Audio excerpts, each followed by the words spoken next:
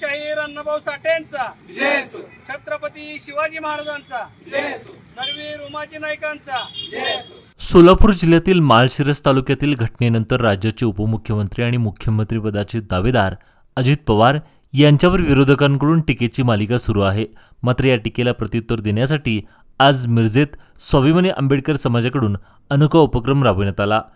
कार्यक्रमाची सुरुवात भारतरत्न डॉक्टर बाबासाहेब आंबेडकर यांच्या पुतळ्यास पुष्पहार अर्पण करून झाली। त्यानंतर उपमुख्यमंत्री अजित पवार यांच्या प्रतिमेला दुग्धाभिषेक करण्यात आला। यावेळी अजित पवार यांच्या पाठीशी आम्ही खंबीरपणे उभे आहोत अशा घोषणा देण्यात आल्या। बहुजन समाजाचे सडेतोड नेतृत्व म्हणून अजित पवार यांना ओळखलं जातं। मुख्यमंत्रीपदाचे दावेदार असल्यामुळे त्यांच्यावर विरोधकांकडून मुद्दाम टीका होत असल्याचा आरोप स्वाभिमानी आंबेडकरी समाजाकडून करण्यात आला आहे। अजित पवार हे बहुजनांचे खरे नेतृत्व असून त्यांचं खच्चीकरण करण्याचा विरोधकांचा डाव कधीही यशस्वी होणार नाही। स्वाभिमानी आंबेडकरी समाज त्यांच्यासोबत ठामपणे उभा आहे असा इशारा स्वाभिमानी आंबेडकरी समाजाचे नेते डॉक्टर महेशकुमार कांबळे यांनी दिला। जिल्ह्यातील माढा तालुक्यातील कुरडू या गावामध्ये गेल्या 5-6 दिवसामध्ये जो प्रकार घडला त्या प्रकाराबद्दल महाराष्ट्रभरातून वेगवेगळ्या प्रकारच्या प्रतिक्रिया येत आहेत।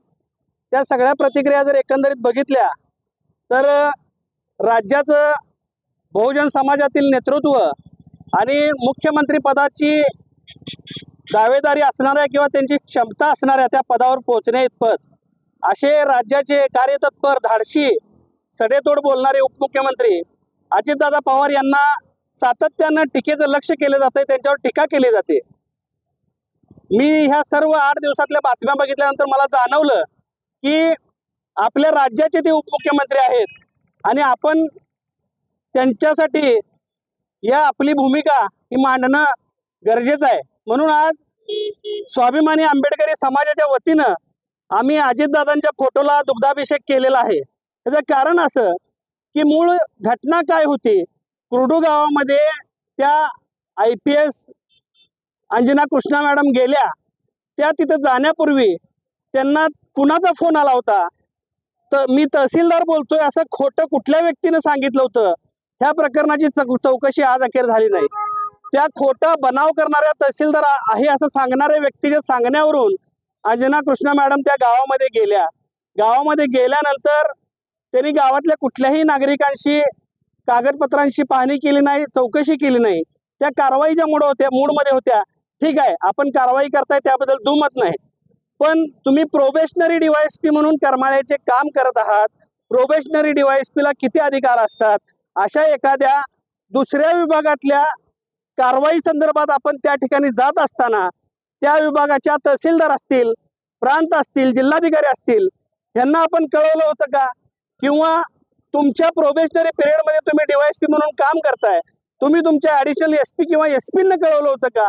ह्या सगळ्या गोष्टी गरजेच्या वाटतात, पण असं काही घडलं नाही। उलट विषय काय झाला की त्या गावामध्ये कायदा व सुव्यवस्था बिघडू नये या IPS मॅडम कुणाचं ऐकत नाहीत अशी परिस्थिती निर्माण झाल्यानंतर तिथल्या कार्यकर्त्यांनी, नेत्यांनी डायरेक्ट अजितदादांना फोन लावला। अजितदादांना महाराष्ट्राचं व्याप आहे। अजितदादांनी आत्ता मराठा आंदोलनातून मुंबईनं श्वास सोडला होता। त्यात गणेश उत्सवाचा मोठा भव्य दिव्य असा उत्सव चालू होता। त्यामध्ये मुंबईचं टेन्शन ह्या मंत्रिमंडळाला होतं। अजितदादांनी बोलताना काय सांगितलं, मुंबई सारखा विषय इतका गहन झालेला असताना आपण हा मुरमाचा विषय घेऊन काय बसलाय? पण ह्या विषयाचं विरोधकांनी इतकं भांडवल केलं आणि अजितदादांना टीकेचं लक्ष केलं की महिला अधिकाऱ्याला दम देत आहे। अजितदादांची ती स्टाईलच आहे। अजितदादा सडेतोड बोलणारा माणूस आहे। अजितदादांनी जर समजा 29-30 वर्षाच्या महिला अधिकाऱ्याशी आपल्या हक्काच्या जाणीवेतून, आपुलकीतून जर रागावून बोलला असेल तर त्यात गैर काय आहे?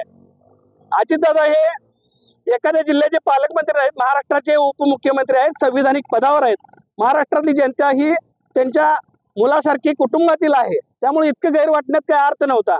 पण एकंदरीत विरोधकांना दुसरं काही काम राहिलं नाही, म्हणून आम्ही ठरवलं की बाबा बहुजन समाजातलं अजितदादा पवार यांच्यासारखं नेतृत्व आज मुख्यमंत्री पदाच्या शर्यतीत आहे, त्याची दावेदारी सांगतंय। मुख्यमंत्री पदाची क्षमता असणारं नेतृत्व कुठेतरी बहुजन समाजातल्या नेतृत्वाचं खच्चीकरण करण्याचं षडयंत्र काही लोकांनी रचलेलं दिसतंय।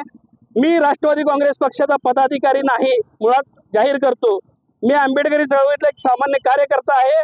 पण आपण या बहुजन समाजातल्या एखाद्या नेत्याच्या पाठीशी उभं राहणं, ही आपली भूमिका मांडणं, हे माझं कर्तव्य समजून आज आम्ही अजितदादा पवार यांच्या फोटोला दुग्धाभिषेक घातलेला आहे आणि अजितदादा पवार यांच्या पाठीशी भविष्यामध्ये सुद्धा हा आंबेडकरी समाज खंबीरपणे उभा राहील अशी मी ग्वाही देतो.